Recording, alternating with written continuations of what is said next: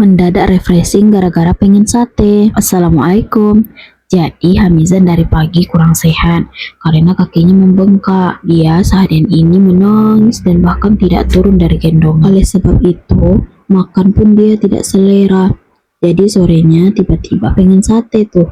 Merengek mau sate dan sate. Dikarenakan abinya pulang agak lambat, jadi kita janjikan siap maghrib berangkat. Kebetulan yang biasa jual sate di sini lagi tutup. Jadi kita cari deh di arah pasir aja. Karena kami malas nyari jauh-jauh, ya kami ketemu di sekitaran Pematang Bayi saja. Dan sempat-sempat mampir ke sini main-main. Tuh, lihat tuh, kalau sembuh saja sedikit dan kurang saja rasa sakitnya, tak berhenti bergerak, berlari saking girangnya dibawa keluar.